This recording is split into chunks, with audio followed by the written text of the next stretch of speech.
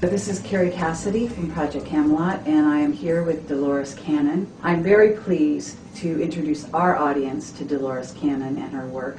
Okay. I have been studying your work for quite some time, read several of your books, and I'm very impressed with your diligence, with the care you take with each and every person that you regress. And I just really want to welcome you here, and thank you very much for taking the time. Thanks for asking me to do this. Sure. So what I'd like you to do is maybe talk a little bit about how you got started doing what you're doing, and then I'd like to launch into, as we mentioned, what you call the three waves who have come here at this time to help the planet. Okay. Well, I am a hypnotherapist. And as that, I'm a counselor, and I do a lot of therapy with people. But I began in hypnosis over 40 years ago. And I was doing it when there was no New Age, nobody knew about reincarnation. There were no such things as past lives. Nobody knew anything about it. So I guess I was setting the stage way back then. And I got into it totally by accident. I was doing hypnosis just for habit, stop smoking, lose weight. Nobody else knew of any other way to do it. When we got into reincarnation by accident. And of course there were no books out to tell you what to do or what to expect. So from the beginning, my curiosity has just said, I want to know more. I could have stopped because it was kind of very unexpected. But instead I kept exploring and exploring. And my first book that was written back then was about my beginnings. And I couldn't get it published because nobody knew anything about it. It was way ahead of its time. So now it's come out. So what was that book? What was the title? It's 5 Lives Remembered. Okay. And it was the story of how we began. And in the beginning, I tried to get it published, but there were no New Age publishers. There were no New Age bookstores. And the publishers said, we don't understand it. We don't know anything about it. So I had to put it to the side. But then as I continued my work, and I began doing past life regressions and past life therapy intensely 30 years ago. So that's what I've been doing ever since. And during that time, I began to get more information. And that's when my books began to be published then. But it took many, many years for the rest of the world, I guess, to catch up with what I had already found 40 years ago. So at some point you started to get remembrant people going not just back to past lives, but also talking about coming into the planet from other solar systems, yes, other experiences as ETs. As I said, 30 years I've been doing the past life regressions. Then 25 years ago, they asked me to become a UFO investigator. Because in Arkansas, where I live, there was nobody who could explore this. There again, it was all new. When you say The investigators. MUFON in those days, where they were saying they needed somebody because they were getting people who thought they had had abductions, but they didn't know who to work with. And they brought in psychologists, and they would put the person into trance, get them on board a craft, and then they would say, I don't know what to do, and they would wake the person up and jerk them out of the scene. That's not therapy. Because they're getting into something, but they say, I don't know what to do with this. It's not in the book, so I don't know what questions to ask. So they called me and said, would I be willing to work with it? Because they said, you've been in the bazaar for so long, it shouldn't frighten you. Because I was into the past life regressions, and I was used to the strange and the unusual. But they said it shouldn't frighten you, and I said, no, because I'm just too curious. So they wanted me to come to a meeting of 25 different investigators. It was a state meeting. And they were going to bring a woman from Oklahoma who thought she had had an experience. And they wanted me to put her under in front of all of them and ask questions. Not the best atmosphere. It's a goldfish bowl atmosphere. We didn't know her. She didn't know us. And so they wanted me to see if we could find out anything about it. And I had never done this kind of work before. But all along, I've had to write my own rules and regulations in all of hypnosis without anybody telling me what to do. In my technique, you go back to a past life. So here I had to adapt it to stay in this lifetime. But it worked. And they didn't know I hadn't done it before. And we took her on board the craft, and we got a great deal of information.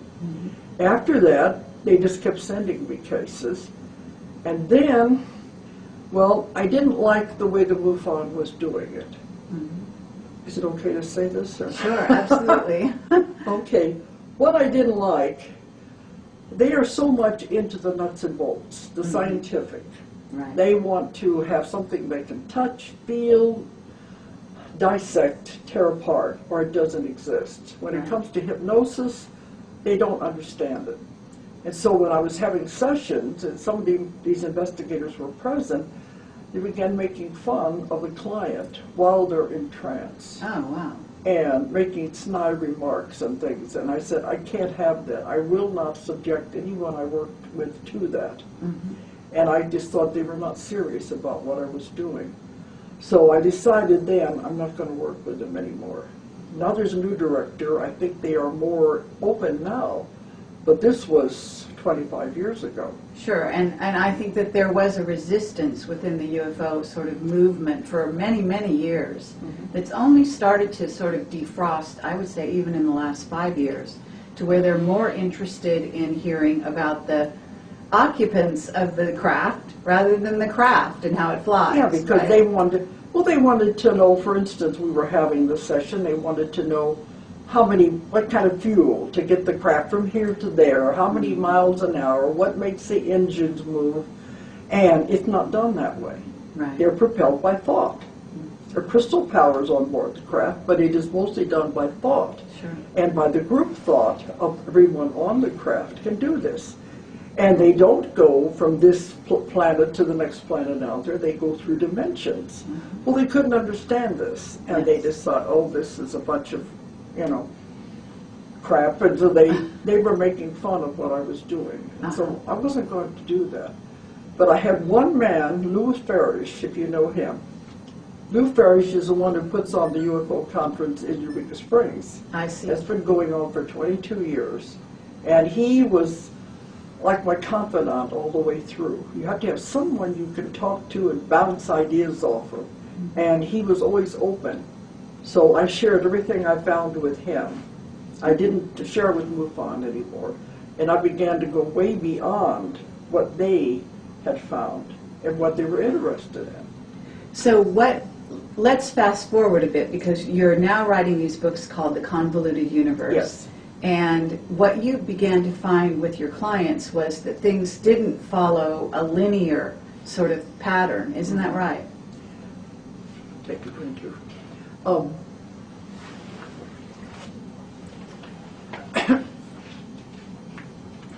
If in the beginning it was just taking them on board the craft, my book that I've written about this, my 25 years, is called The Custodians. Because all through my work, I've not seen any negativity. It's always been positive. This is the way I see them, as the custodians of our planets. The first book I wrote on it was The Keepers of the Garden. We are the garden, and they are the gardeners.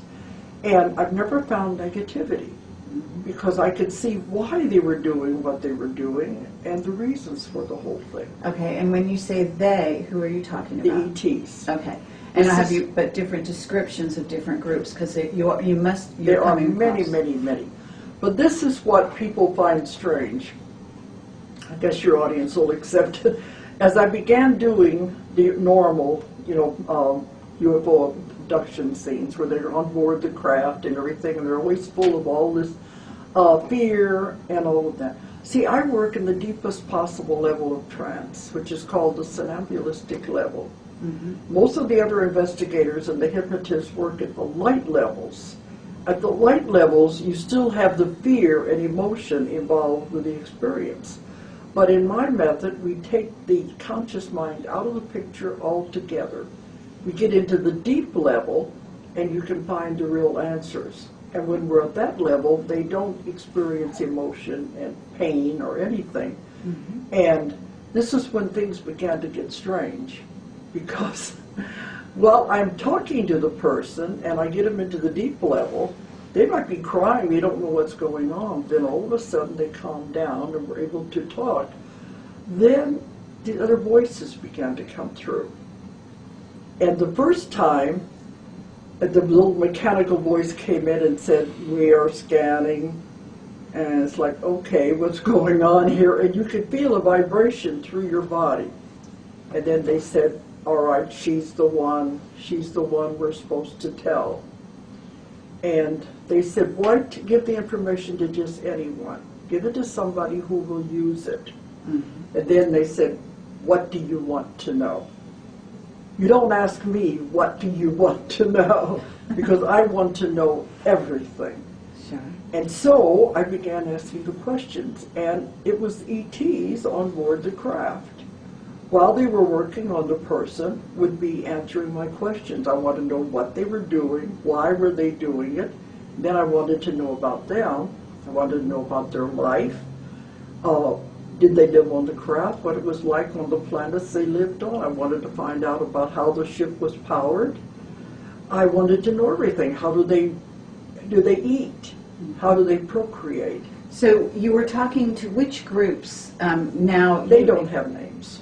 Okay, they wouldn't tell you. I mean, they don't have names. But as far as we know, in other words, we know about, for example, Nordics as a general category, and we know about Greys and so on and so forth, even reptilians. Have you gotten? You've gotten. I've been contacted with all of them. I've come through at various times.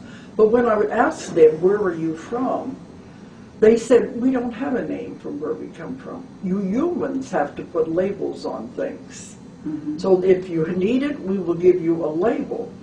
But they said, if we told you we were from the planet out there to the north of the North Star, you wouldn't know which one it was because it's not even in your constellation books. That's right. But they don't come from planets anyway. They come from other dimensions and galaxies far, far away because they travel through dimensions.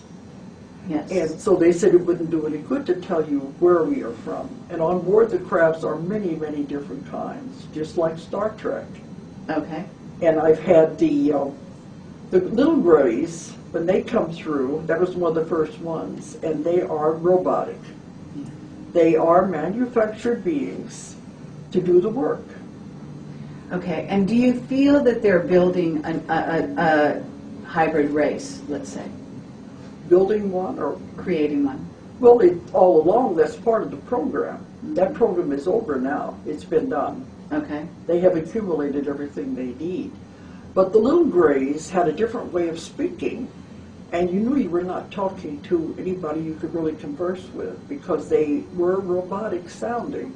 But they told me later we had to show you this first so you would know what it sounded like and you would recognize the other ones. One was a very beautiful woman that came through, and she gave us a great deal of information.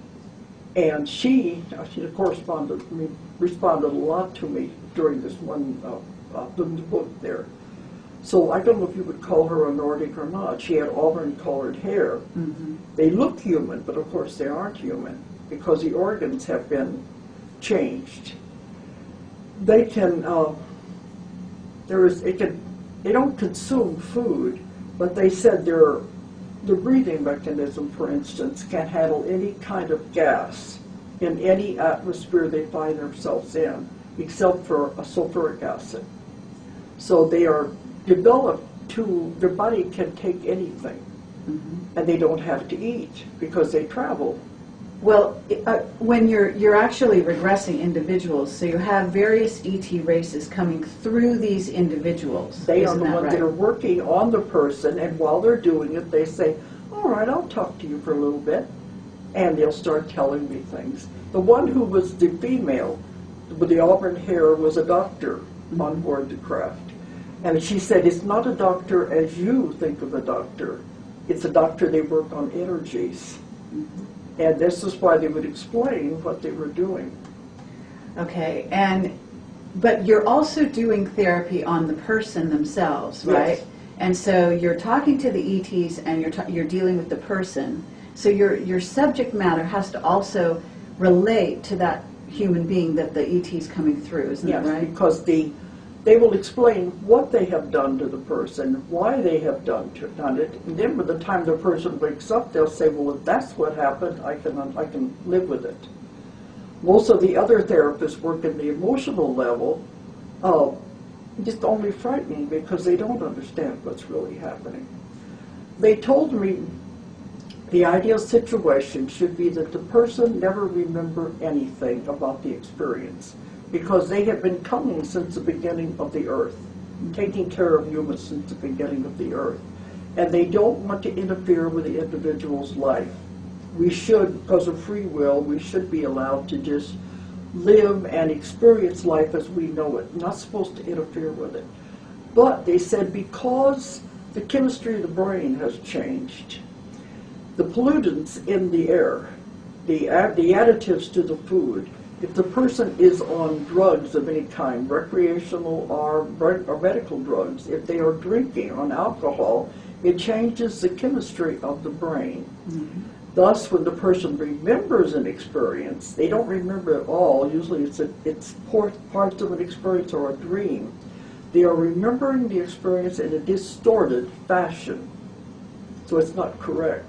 And that's why they're scared. They think they've been raped. They think all kinds of horrible things have happened to them. And this is what the ET community, UFO community, they exploit that. They have speakers come and talk about all the horrible things that were done to them. Well, I can have the same person that somebody else has got this horrible story from. I do them, we get a totally different story because we find out what really happened. And it's not at all what they thought it was. Because of the chemistry of the brain filters the experience. That makes a difference. Okay. And perhaps you are also, because you're the receiver, right, on a certain level, so you have a certain openness to accept whatever might come, rather than to preconceive or have a... But see the therapy for the person. Some of them are afraid to go out of their house after they work with other therapists. They're afraid to go anywhere because they're afraid to go to sleep. And when you find out what really happened, that's therapy. And that's what I work with. Okay, but you're working with my lab individuals that have been military abductions. You're familiar with that? I've never done the military abduction. You've never had any exposure with that? In 25 years, I've never had anyone that had anything to do with the military. Other people say they have, but it's interesting that mine have never been that way. Okay. It's always been, they don't like the word abductions. They prefer to call it visitations. It's always been people that had problems. And they had partial memories, and they knew something had happened. They had missing time, and condensed time is much more exciting than missing time. Okay, so let's talk about the future of the Earth and what kind of waves have been coming, because there have been, there are people on the planet, as you mentioned in your lecture, and I think a lot of people can go online and get other lectures that you've done and so on and so forth. But why don't we talk about the waves and then what's coming in the future? Because I have found everything from how the Earth was created to how they began life, and they did begin life and start us. And they've watched over us all the time, all the way through. But it's interesting that I've never found the military abductions. Yes. The military might be involved, but I haven't worked with those kind of people. But let's go back a minute. You were talking about the different races. I've had many different ones come through. Some of them you wouldn't even recognize. They're not any pictures you've ever seen. But they're able to communicate because it's mind to mind, but they speak through the person I'm working with. Sure. And I have information that I can tell you that you wouldn't believe, but you want to focus on this other. Well, okay, we'll be happy to hear some of the information I wouldn't believe, if that's what you think. Well, whatever. I don't know where you want to go. Yeah. Well, I'd like you to talk about, because you started off, you kind of ended your lecture yesterday, basically with the 3 waves and then the future of the planet, and then we can kind of go back to some other things after that. There's one part. Can I say it before I forget it? Sure. Because I had one that was on a craft that happened off California coast, and she was taken out. The car and all was taken up into the craft, and she had no memory of any of this. But when the person, the ET, came through, was explaining what was happening while they were working on her, he was saying that with their minds, the big eyes they have, and I was wondering how they see. He said, from where I am now, they were in the craft over the highway. He said, we can see all the way out to the ocean. We can see all the way back into the mountains. We can see all the way down either side of the highway. And we can see all the people in the little boats and all the people in the cars on the highway and all the people in the houses all at the same time. That's how they perceive. Mm-hmm. Wonderful. It's not at all the way we would think it. That's right. And they see what they're thinking. And when they were with the person, the little grays were all crowded around her giggling, and they said, you know what they're looking at? I said, no. They said, they're watching all of the veins, how the blood is flowing through the veins. They could see inside of her, and how all the little things were working with the brain, and the fluids were operating in the body. They could see all of that by just looking inside the person's body. It's not at all what you think it is. I understand. That's the kind of thing I find fascinating anyway. Uh-huh. Okay. But with the three waves, you've got to understand that they created life on Earth. I understand They that. have been taking care of us since the beginning of time. Therefore, they monitor everything that we do. They watch us constantly because we are part of the records that go into the history book. In the council, they have histories of every planet. Everything that happens is in the history book. So they have been monitoring everything that happens on Earth all that time. And whenever something is needed for Earth, some kind of a new invention or a new energy, a new power, it is given to us. Mm-hmm. But yet we have free will. They do have the directive of non-interference. You cannot interfere with a developing civilization. I know that's Star Trek, but it's not fiction, it's real. I think that most people will actually know that because they know that we're on the brink of a complete change on the planet. They would always give us the next thing that we needed in the growth of a civilization. And I asked them, isn't that interference? They said, no, because we give it to you as a gift when you need it in that time. What you do with it is your own free will. And most of the time what they give it to us for, we don't use it. We turn it into a weapon or something negative. So I said, can't you just come back and tell the civilization you're not doing it correctly? They said, no, because of that is interference. Mm-hmm. So they have to just watch and shake their heads. People, you have free will. You can do what you want with it, but you're not doing what we intended you to do with it. So that's what leads up to the three waves. Okay. Because they were monitoring us all this time, shaking their heads, thinking, what in the world are they doing with all of this? And then at the end of the World War II, 1945, when we dropped the atomic bomb, that really got their attention. They said, we better get down there and see what these kids are up to. And when they came in, saw what we were doing, they said, it's not time. We were not supposed to have that energy yet. That was not in the timeline. Whenever we were supposed to receive atomic power, it was supposed to be used for peaceful purposes and not as a weapon. And it was not intended. Mm-hmm. So when they discovered we had done that, they knew they had to do something to help with it, because otherwise, they said we could destroy the Earth. Earth was not developed enough. We're still too cramped into karma, on the wheel of karma. Mm-hmm. And we can't handle anything like that. So they said, the Earth is not ready. So they went back to the councils and were talking about it. What are we going to do? Because these kids can't handle it. They will destroy the Earth. See, the only time they can interfere is if we would get to the point of destroying the Earth. Then they would have to stop us, because if we destroy this one little tiny planet here, it can have reverberations out through the solar system, out through the galaxies, and through other dimensions. And it would cause all kinds of havoc. So they said that could never be allowed. That's the only time they could ever step in and stop us. Okay. So they didn't want to do that. So if you remember, at the end of the 1940s is when the UFO plaque began. Mm-hmm. That's when we began to see more and more, because they were coming and watching and seeing what we were doing.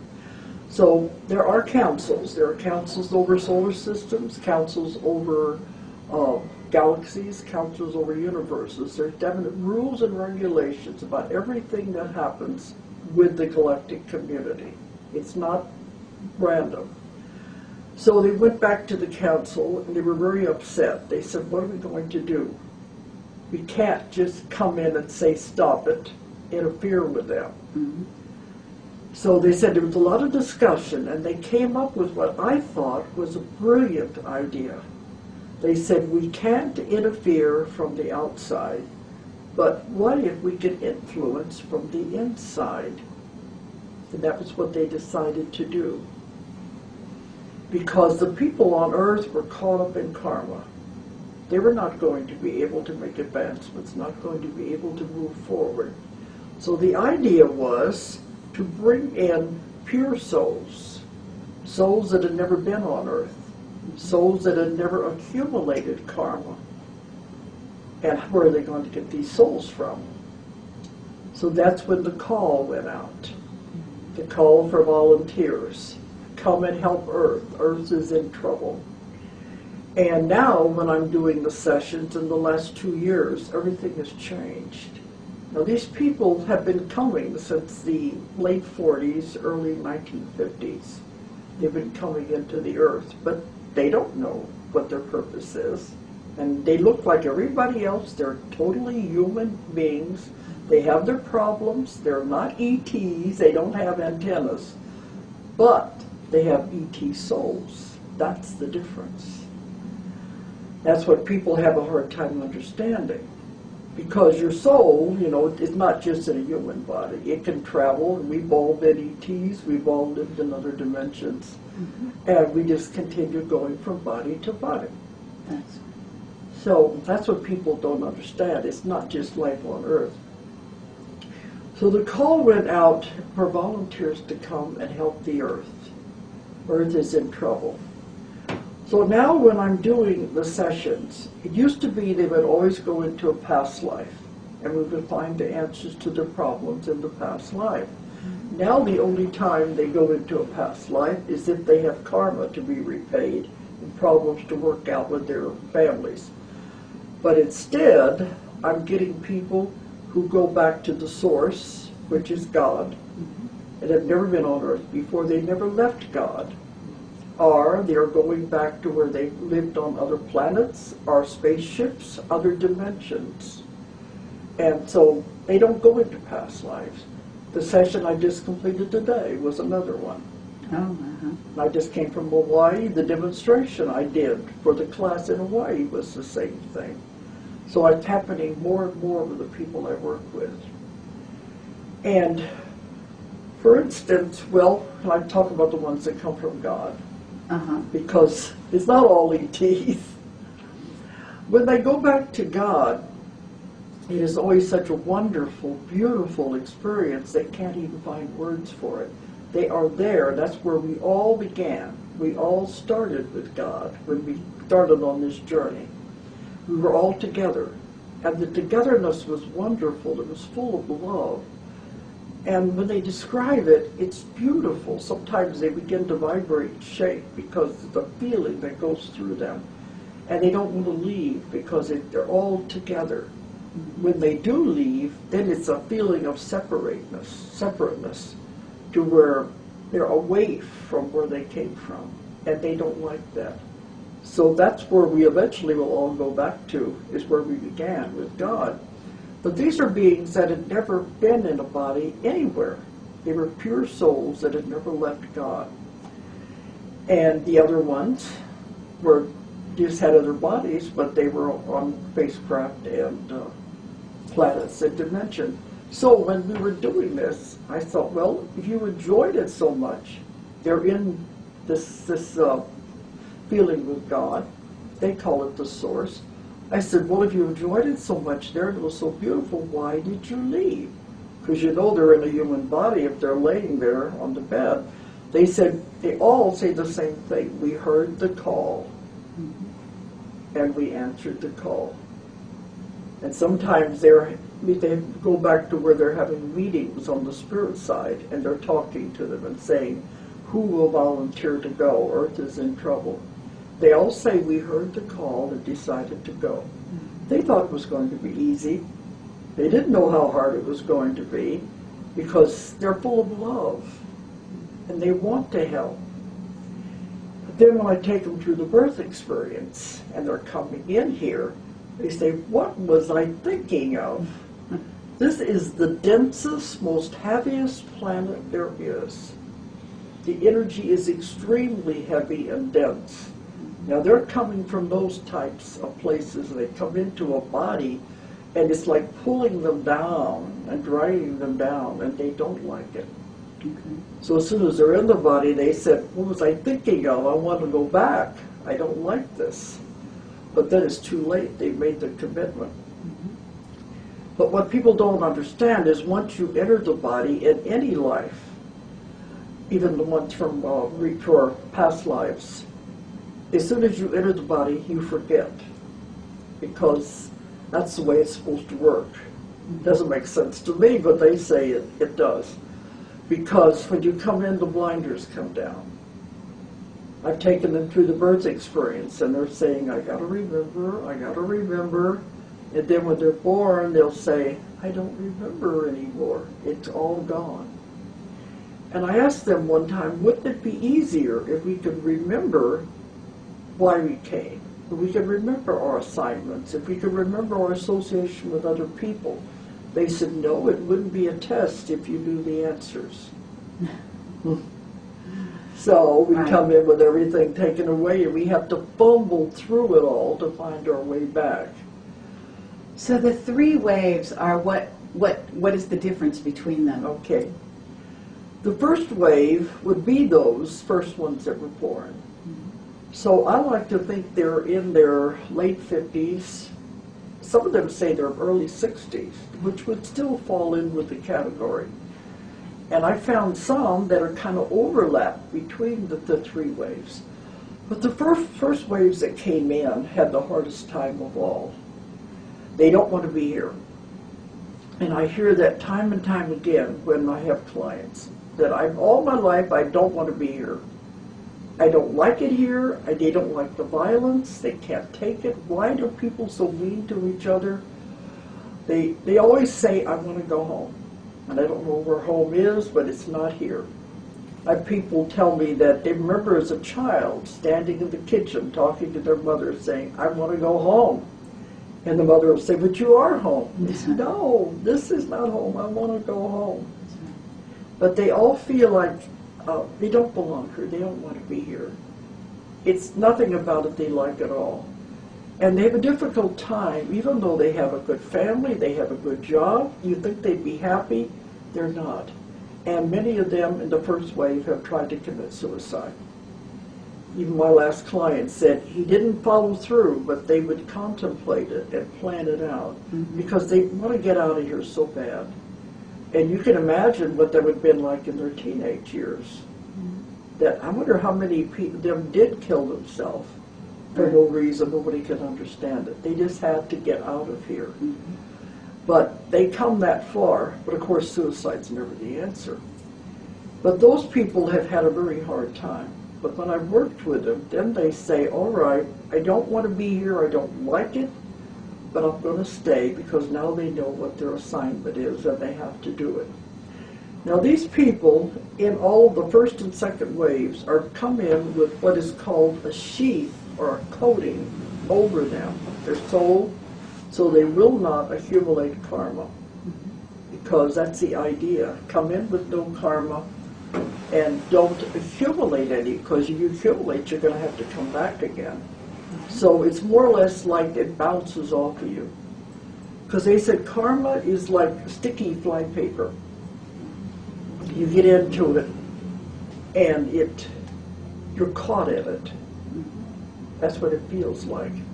So you're saying the second wave also had the same kind of thing about their coming in. In other words, that karma would not stick to them. Yes. But what's the difference again then between the second and the Okay, first? the first wave, I say, are in that age group, maybe 50s now. Right. And the second one are younger, like late 40s, 30s, but they had an easier time of it. They came in, they don't feel as alienated as the first group did. They are what are called channels, or antennas of energy. They are here just to be. You don't have to do anything. And some of the people, like this last client, said, well, I want to know what my assignment is. It must be something big. And they said, no, you're just here to generate energy. They To hold the frequency is and raise the frequency. To help raise the frequency of Earth and people. So you can see how they're influencing people, the ones who are caught in karma, by being around these kind of people. But they generate the energy, comes through them. And they say they can walk through a mall of people and affect everyone that they come in contact with. It's the energy just emanates out of them and also goes into the earth. So they are doing a valuable service. But many of these people in the second wave, some don't get married. Even the first wave don't get married because they don't feel right. Sometimes they'll try it to fit in, but it's never the way it should be. They don't feel comfortable with it. But so I believe you also said that was it the first wave or the second wave that doesn't have kids? A lot of them don't want children because they realize on this other level, none of this is conscious, they realize that on this other level, having children creates karma. And they don't want that. They want to get in here, do their job, and get out. Go home. Go back to where they belong. They don't want to be stuck here. Now, so what about the they third live a kind of a lonely life. Many of them work at home. They don't go out and work. They work out of the home, and if they do get married, it's usually someone who's like them. And I found some that have found each other. But they are very gentle people, but they just don't make waves. So they're a little different than the first wave. I asked them one time, why did the second wave have an easier time of it? Because the first wave was much more difficult on them, where they wanted to commit suicide. They said someone had to be the pioneers to set the way, to blaze the trail. Then the other ones followed, the second wave followed, and they had it a little easier.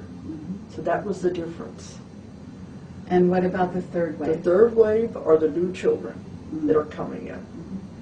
Now, all the DNA in our bodies is being changed at this time because we have to be able to adapt to the changing of the frequencies and the vibrations of the earth as it changes. So our DNA is being changed to adapt to it. So this is, the new children are coming in with all the DNA already changed. It's all fixed so they don't have to adapt. They are the hope of the world, the gift of the world. That's why the last thing you should be doing is putting them on drugs. I agree with that. I speak at conferences about the new children, and they have panels where the children tell themselves what's going on, to tell what they're experiencing. The reason why they're considered disruptive is because they're bored. They come in, they learn things very fast, they know more than you think they know, and yet they're treated like children, like they don't know. Because they said, in a class, the teacher will ask them the answer to a question, and they'll tell them the answer to the question. And they'll say, how did you find that answer, especially in math? They say, I know it. That's not good enough for the teacher. Sure. And so a lot of these people just know the information. And then they say it gets so boring because the teachers have repeating. They said, I got it the first time, but yet they keep going over and over with the class. So that's why they get disruptive. They're bored. Sure. So they said the ones I work with on the other side, they say the best thing you can do with these new children is to give them challenges. Something to do away from the other classroom, well, even if they're in the room. They said even if you give them something to tear apart and put back together again, it's giving them something to do with their mind They're just sitting there waiting for the rest of the class to catch up with them. Sure, probably learning by rote is not interesting to them whatsoever. It's not, because they learn so fast. Mm-hmm. So you've got There's 3 waves more coming of to those the coming planet. in all the time. I understand. Yeah. You've got 3 waves coming to the planet to help raise the frequency so that we can go through what, now I don't know how you refer to it. I know that you talked about what is in essence sort of a second Earth that's being created. The new Earth. And this is also something that Laura Knight Judzik, who I also interviewed, talks about. And she talks about a wave that's coming, or we're entering. It's already here. Okay. We're already in the middle of it. Yes. It started about 2003 is when it became more obvious. Okay. Does she talk about the 2 Earths separating? Yes. Well, in essence, going into 4D, the 4th dimension. It's And 5th dimension. 5th dimension. Yeah, we Okay, skip you're- the 4th dimension. 4th dimension is time. Okay. And so you believe that the Earth is going into 5th dimension? It's already going. Okay. And that's the information you're getting? Yes, but it's not the Earth. Mm-hmm. It's separating into 2 Earths. Okay. That's why I didn't know if she talked about that. Well, not specifically calling it 2 Earths, but the The idea old is Earth that and the new Earth. one group of people will stay behind and not, in essence, evolve at this time and move on to the next dimension. That's what's called the old Earth. Mhm. They said they will stay with what they created. Mhm. And that's all the turmoil and the violence and the wars and the catastrophes that are going on. That's the old Earth. Okay. And then the frequency that's being raised, how do they describe the new Earth being created, then the people going to the new Earth? It's beautiful. It's wonderful. Mm-hmm. It's it's like paradise. When we Okay. go, they say when you go, step through and don't look back. You don't want to see is what's happening with the rest. But it has to do with raising the vibrations and frequencies. Now the planet, you must remember, is a living being. Mm-hmm. It is evolving. It is doing its own thing. So as it evolves, it is changing its vibration and frequency to move. It doesn't care if the rest of the world goes with it. It doesn't care if the human race goes with it. We're like fleas on a dog anyway. It just as soon get rid of us. So, But isn't it true there are some people are already going into this other No. Earth? No? no, This is not what you're hearing? No. All right. not until your frequency and vibration is correct. Uh-huh. Isn't it? And are you not hearing that, in other words, that this second Earth has been already prepared? That's something different, totally. In the custodians, we talk about the ETs have prepared another planet. That's a separate thing. I see. The other planet that's being prepared is in case we were stupid enough to destroy the world. The human race must not perish. And they would take some there to keep the human race going. And a lot of these are the cloning that's been going on to keep the race going. Okay. That's a different thing. Hmm. They said you can call it what you want when you get there. It's like a new Eden. That's another planet that's being prepared. They said it'll be similar to Earth, but not exactly the same. Okay. And this new Earth that you're talking about is another concept. This is the vibrations of this Earth moving into another dimension. Okay. So it's not that's a totally separate one. we're talking about, in essence, 2 dimensions, both people residing on one dimension and the other dimension, and that they're actually occupying in perhaps the same space. You mean the 2 Earths? Mm-hmm. No, because once they separate, they can't occupy the same space. Okay. Now they are. That's why people can't go yet, because it's not ready. The vibrations haven't completed. Okay. So you're talking about a group change.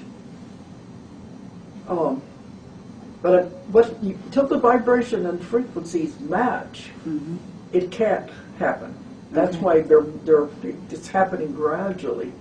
They said the human body is going to go. Our frequencies and vibrations have to raise to match those of the planet as you go. To change the vibration of the human body to quickly would destroy the human body. It couldn't handle it. So it's been doing it gradually. This started about 2003 is when it began to be obvious something was going on. A gradual progression, and they will change the vibrations and frequencies up a little notch until you adapt to that. This can take several months, and there will be definite physical symptoms as this occurs. Then it will even out, and then it will go up another notch. So it's a gradual process. But now it seems like it's not affecting the human body as much because we're gradually adapting to it. The older people are having the hardest time adjusting. The young ones are coming in already adjusted. It's the ones in the middle that are having trouble. But those that can't handle the change will just leave the planet. Okay. They'll make a transition, they'll die, in other words. But they said that's okay. That's why so many are leaving all at once. It's all right to do that because they are not ready to handle the vibrations and the frequencies. But as the body adapts, as you move through this, then we will all move together. That's when the separation occurs, when it reaches that point. And have they given you a year or a time for that? No, one thing I keep asking them questions about it, they say, we can't answer all your questions because we don't know. This is the first time in the history of the universe this has ever happened. So we don't really know what's going to happen. So they said, it's the biggest show on Earth. All the ETs, everyone is watching. They want to see if we can pull it off. But let me give an example that, I don't know if you know Annie Kirkwood. She wrote Mary's Message to the World. And we used to do panels together. She had a vision that I think really describes it the best way. Because it's very hard to understand the concept of things splitting and becoming two. But it's evolution is what it is. She saw the Earth. And then she saw it begin to pull apart like a cell does when it divides. And as it began to pull apart, she saw it break apart into two Earths. One was the new and one was the old. And over here, she heard them saying, we did it, we did it, we did it. And over here, it was like, poor thing, she died believing all that.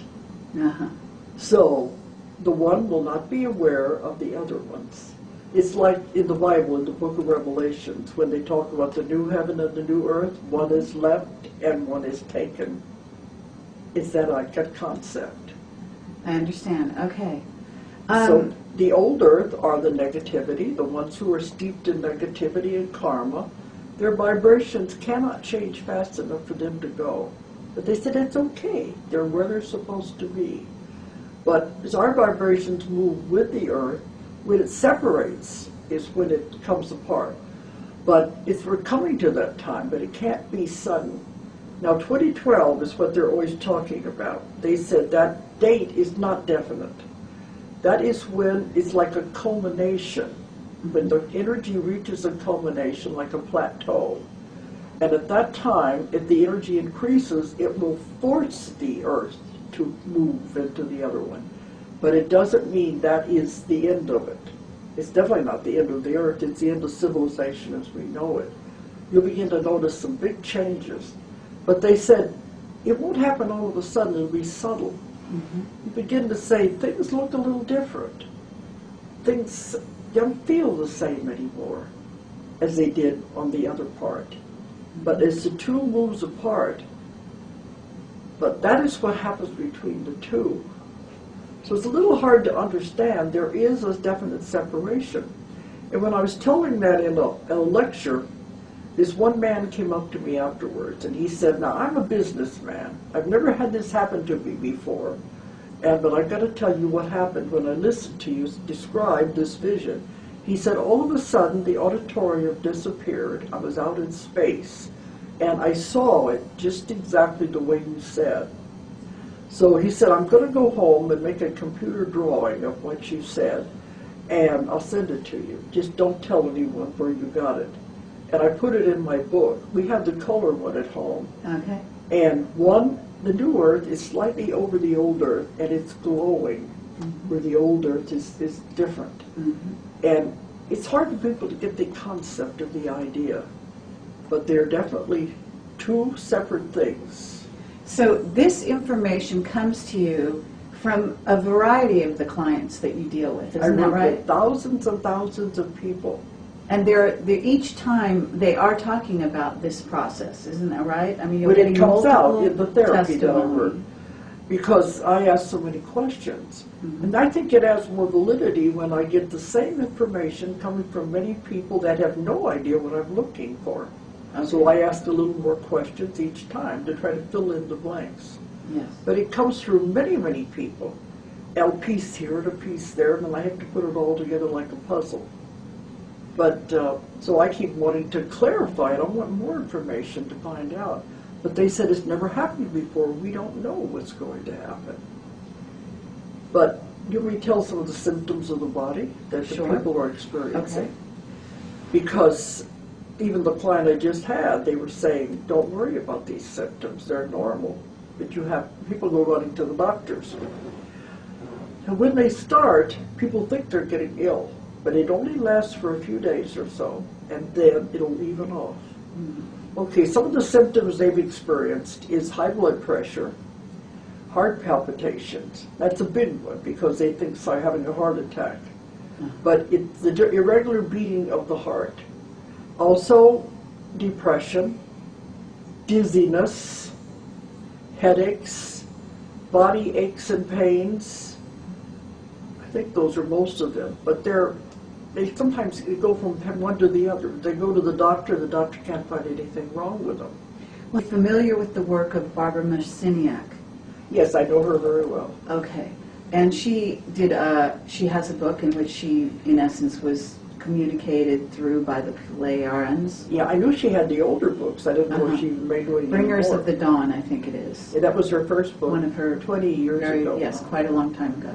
But nonetheless, they were talking about this transition time. Well, whenever, we are in and out of dimensions all the time. We don't realize it, but we do go from one to the other as we shift back and forth. It's natural, but that's not a bleed through. Okay. We have to keep the dimensions separate, especially there are civilizations on these other dimensions.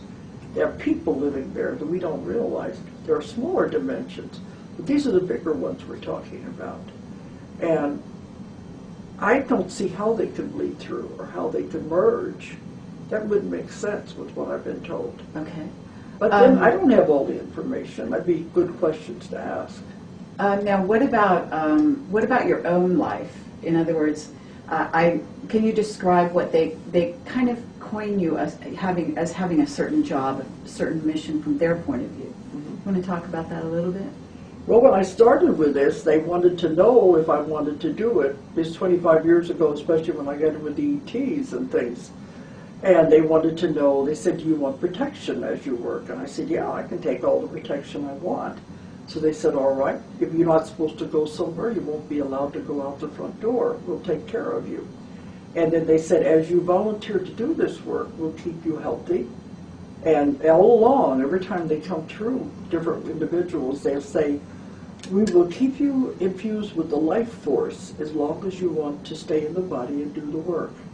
Because they said I was very important to get the information out. Because I have such a curiosity, I want to know everything. So they wanted to give me as much information as they could. And they keep giving me more and more as a Convoluted Universe comes along, the series.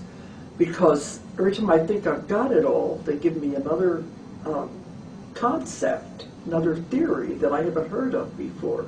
But they say we can't know it all. It's absolutely impossible. It's our human brain. It's the mind, not the brain. They said, because the human mind has no concepts to understand these things. So I always say, well, give me as much as you can. In analogies, examples. So they said, we will try, but it's a poor example. But at least we get a little bit about what's going on. So can you talk about any concepts that you've heard recently that are maybe the most wild concepts? Oh, they're getting wilder and wilder. What would be an example? Let me tell you a little bit about, you talk about the three waves, and the energy of these pure beings coming in. When they first come into the fetus, they said the energy of the mother has to be adapted to bring the energy in. And so sometimes, because of the difference in the energy of the mother with the incoming energy, that it'll mean the baby will abort or will have a miscarriage because the energy doesn't match. So they have to keep trying. So then they will bring in a little more to adapt it. They don't bring in the full energy of that spirit because if they found out it will harm it. So as they come in, as they grow, as they become a child and get a little older, a little more of the energy will be brought into the body.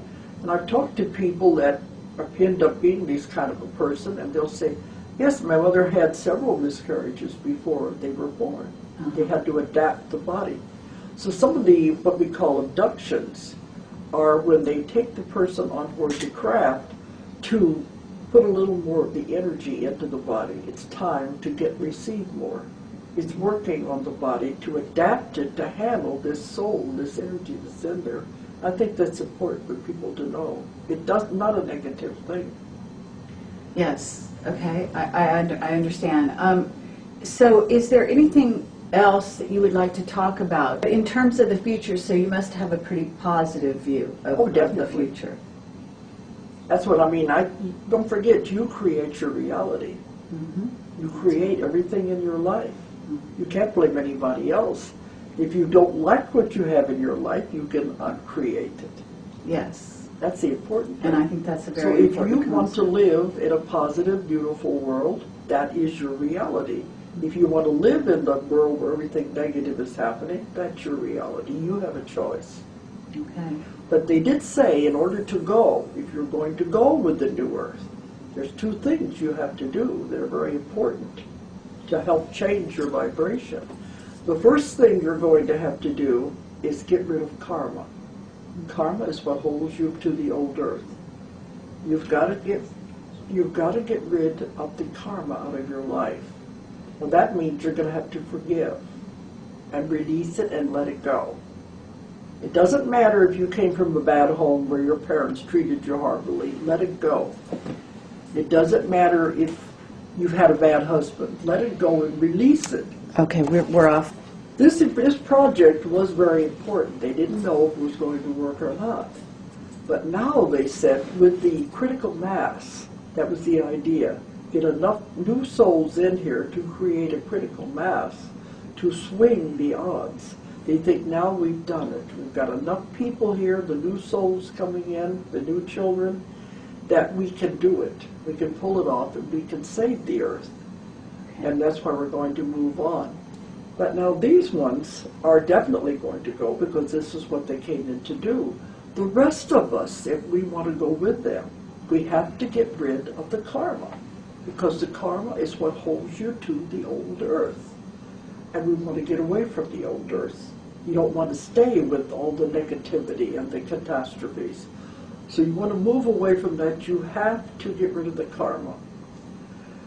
It just holds you. Karma is a law. You have to do it. It have to goes around, comes around. You have to come back again and complete it again if you don't do it now. So in order to get rid of the karma, you've got to forgive.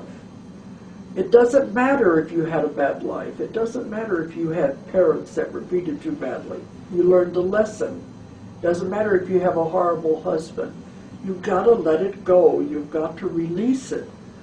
The way to do it is release it and forgive them and let it go. And they say, how can I forgive them? You don't know what they did to me. But you have to do it if you want to move into the new earth. So you have to do this, even if they have died. You do it on a mental level. I forgive you, I release you, I let you go. Then you have to forgive yourself, which is also not easy. Those two very important things. You have to get rid of the karma if you're going to go. Then you have to get rid of fear. Fear will hold you back. It will hold you to the new earth, the old earth. That's why they said you have to look at things with a different eye. So you don't buy into the fear. The government, the church, everything is controlled by fear. Think for yourself. Ask lots and lots of questions. Then make up your own mind. Don't give your power away to anyone. Okay, well, those are wise words, and I That's what appreciate they wanted that. us to know. If you're going to go, you have to get rid of those two things to change yourself, to move. Well, that makes perfect sense. Is there anything else that perhaps they've told you, or that you think maybe in other interviews that you haven't had a chance to really reveal that you would like to? They've told me so much, that's the thing. I understand. Because that's what it is. It's taking your baby steps to get into this. Mm-hmm. Because when they started out with me 30 years ago, they said it was like spoon feeding. They can't give you the whole thing at one time. Uh-huh. They said it's just like a baby. You don't give a baby a 3-course meal. Sure. You start out giving a baby milk, cereal, crushed vegetables. You don't give a baby a steak. So you can only give it what you can handle at any certain time. What about the what we call the powers that be? Have they talked to you about the powers that be and how they will make the transition or not make the You transition? mean the government? Yes, the government, people that have actually done, had an agenda on the planet, imprisoned people, basically They've created and karma. abused people. They've Exactly. created karma, so where do you think they're going to do? Okay, well, I just wondered if they had been more specific in regard to some of these people. They've talked a Especially- lot about those because that's what they said, don't buy into it. Mm-hmm. Don't listen to what they're saying. They're trying to create fear. Sure. They're trying to get rid of the population because they can control you as long as it's a certain number, but it's gotten so big they can't control the people anymore. The idea is to get rid of the population and tone it down. And a lot of that is done with what they're doing now. The wars and the food, and definitely this whole crazy swine flu thing. Mm-hmm. Even the doctors have told me, do not take those shots under any circumstances because you don't know what's in them. But those people are creating fear. When you create fear, you create a great deal of karma. And they create a great deal of karma with what they're doing, so they are definitely not going to go. Okay. So they're not going to be happy about the whole thing. But Is- they did say Obama is a light bringer. Did they? Okay. He's got a big job cut out for him. Uh-huh. But that he's not one of the others, so that's important. Sure. He's here at a very important time. And do they give you information about what might happen, in other words, steps, events in the future? Certain events. Well, I've written 3 books on it. On the planet. Yes, on the Conversations with Nostradamus, where we interpreted all of the 1,000 quatrains of prophecies. Oh, okay, and I haven't read that book. So Three books. was it accurate, the Oh, information it's you got? extremely accurate. You It's the felt? most accurate interpretation that has ever been. But the thing is, we are changing the prophecies. Mm-hmm. Because he said, even in the books, if I tell you the most horrible things you can do to each other, will you do something to stop it? Because that's the idea. If you tell someone the future, they can make changes. Because the future is not set in stone. It all depends on the decisions that the people make in your own life. The decisions you make can make a big influence. Because he said he saw time going out in branches, many different timelines that you could go on. Okay. They would come into what he called a nexus point. At the nexus point was an event that had to occur. And from there on, it branched out again. So if you knew which path you were going on, you could change the future. And he said you don't know the power of your own mind. That's why we can control the future. If you can focus on what you want, peace and harmony, you can have that. But if the power of one man's mind is that powerful, imagine the power of group mind. You get groups of people focusing on peace and harmony and what they really want. The power of group mind is not only multiplied, it is squared. So the power is tremendous. And that's what I've been doing for the last 20 years, traveling all over the world, getting people to focus on that, and we can change the future. And that's what we're doing. That's why the prophecies have changed because we are going in a different direction. I see peace and harmony. Have you talked or heard of stories about the indigenous people and maybe even regressed some of them and saw what they are seeing in their own futures and so on? I haven't worked with too many of them. I've worked with Indians and I've worked in Australia, but I haven't worked with the indigenous people there. But I know I worked with Thomas Banyakin when he was one of the Topi elders, and he was giving the three prophecies. And I think what they see is very accurate. Okay. But we can change the future. But I see a good future ahead of us because that's the way we're headed. Otherwise, the Nostradamus prophecies talked about these horrible wars that we should have been in already. Right. They should have started about the year 2000. But we have managed to go into the lesser way. We would go away from those things. And you've heard information about stargates, I imagine, from the people you've talked to. Yes, I know about dimensions and time travel and going back and forth between dimensions. And the portals and the windows. Right, and you've heard, I imagine, that the secret government. You've heard about the secret government. I've written about that in the Nostradamus books. He called it the cabal, the government behind the government.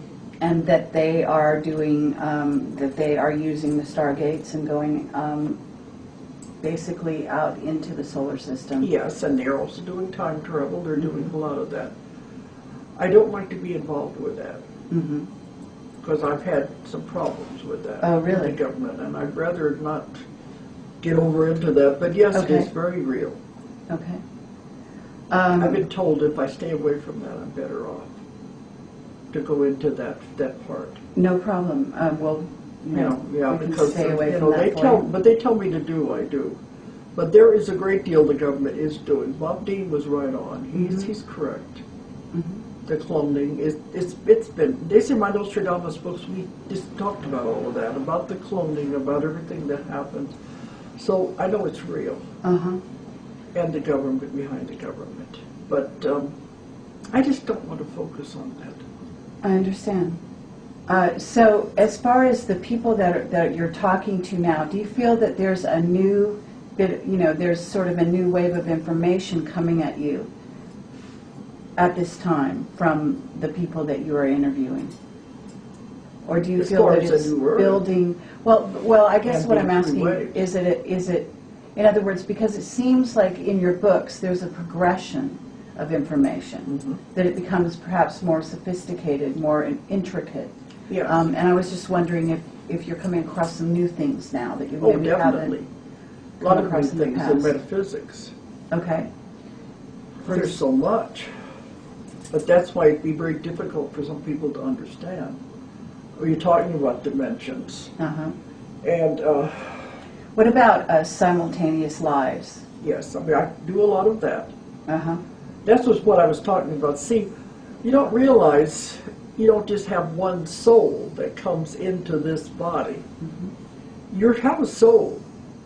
But in order to experience many experiences at one time, it don't just come into one body.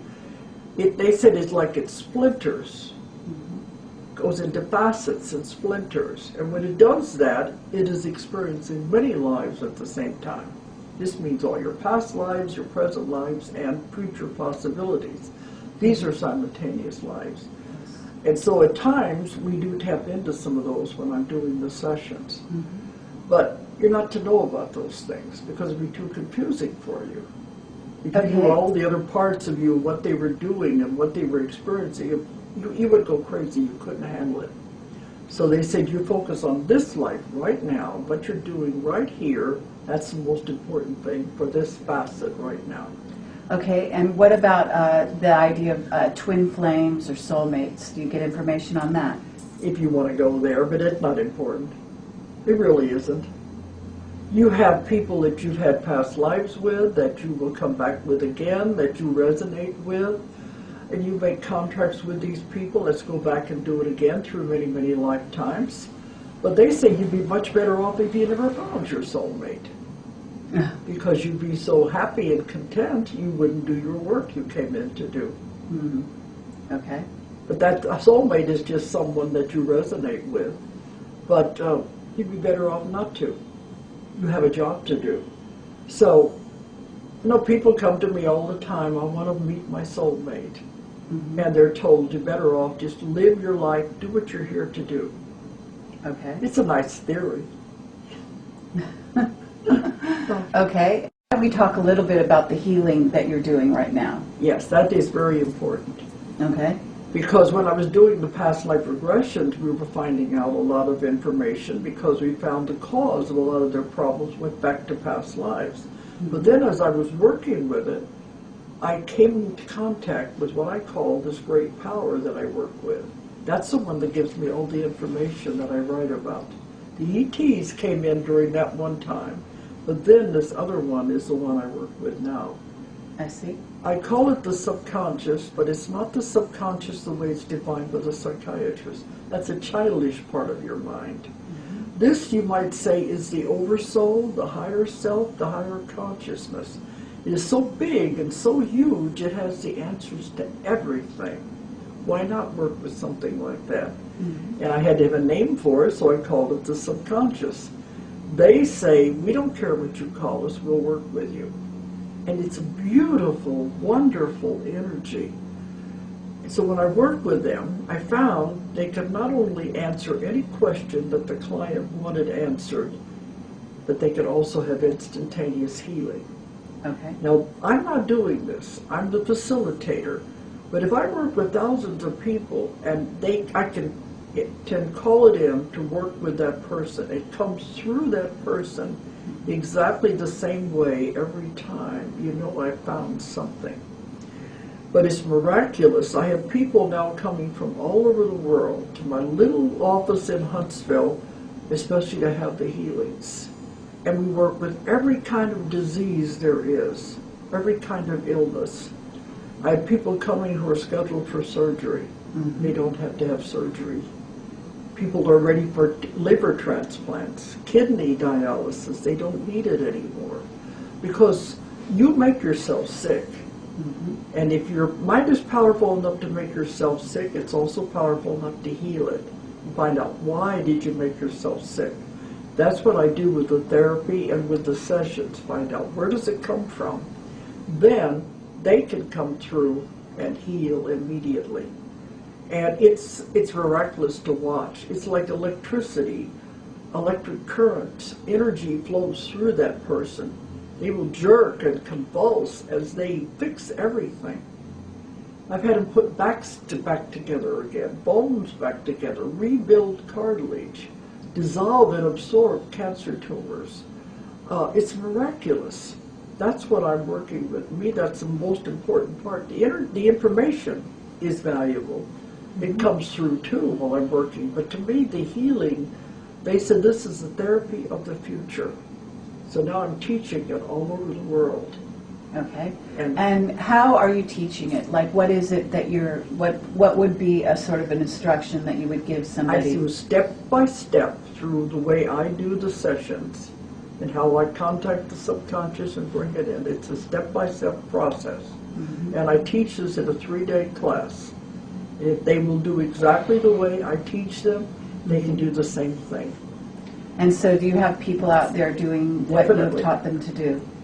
We have people, so we have a website that is a support group.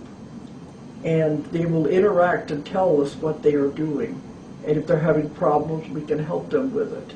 So I have advanced class for those that are having problems and need more, a bag of tricks that I've got that you can go further with this. But in one class in Australia, in Perth, we had 91 students. Mm-hmm. And then the next year I just went back, we had 52 students. Australia is taking this and running with it. They are seeing miracles happen. To me, that's wonderful. You can see your students doing this. Uh-huh. I'm teaching in Russia. It's done with translation. They are doing it. They're using it. All over the world, I'm teaching this. And they are getting it. So to me, that's very important. Okay, well, that's wonderful to hear. People so can go on the website and find out where on my schedule, where I'm going to have my classes. That's what I'm supposed to be doing now, is spreading this information. Okay. And do you feel that sort of maybe your mission has changed a bit? So you're going in this more healing direction than you were, say, originally, where you were doing the regressions, which are healing in and of themselves. You see, that's part of it. You do the regression first, and then you get into the healing.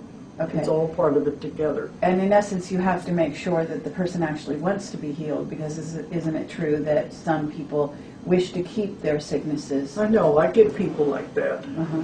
That you have some that if you take away their illness, you take away their identity, because they like the attention that they get when they're sick. They like to tell everybody about what the next aches and pains they have. So even though they say, I don't want to be sick, I want to be healed, some of them you can't work with. But otherwise, if they really want to be healed, this is a wonderful way to do it. Okay. And it's instant. I only see the client one time. That's all it takes. So I'm still getting information.